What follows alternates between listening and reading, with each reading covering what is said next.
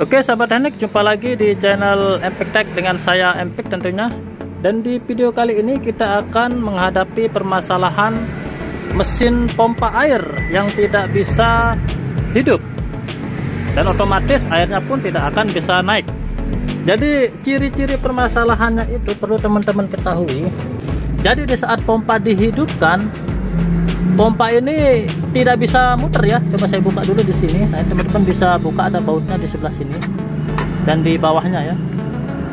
Nah, jadi ciri-ciri permasalahan pompa itu di saat pompa ini dihidupkan, ini tidak muter ya, tidak muter, asnya atau rotornya tidak muter, hanya mengeluarkan suara dengung seperti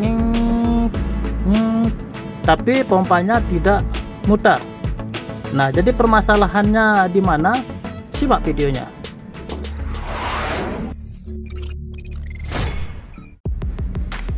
Oke sahabat teknik, jadi permasalahan pompa seperti itu.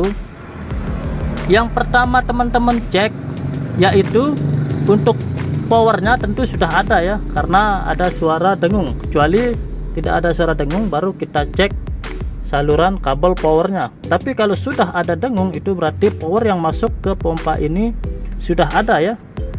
Kemudian teman-teman fokus cek di kapasitornya, karena rata-rata mesin pompa air, pompa jet seperti ini, atau bahkan yang pompa rumahan ya, pasti memiliki kapasitor. Jadi biasanya kapasitor yang rumahan biasanya ada di samping, tapi ini karena pompa jet, jadi ada di atas. Teman-teman buka keempat bautnya. Oke, kemudian dibuka. Nah, inilah posisi kapasitornya teman-teman. Ingat, jadi jika mesin pompa Anda mendengung, tidak bisa muter, cobalah ganti kapasitornya. Jadi ini setelah saya ganti kapasitornya, pompanya bisa normal kembali. Ini dia teman-teman, kapasitor yang sudah rusak. Dan untuk mengganti kapasitornya, perhatikan di speknya ini teman-teman. Nah, ini tertera 14 mikrofarad. Kemudian tegangannya ya rata-rata sama ya. Kalau kita beli kapasitor pompa pasti dibelikan spek yang sama di bawah ini. Yang perlu teman-teman cari yaitu 14 mikrofarad.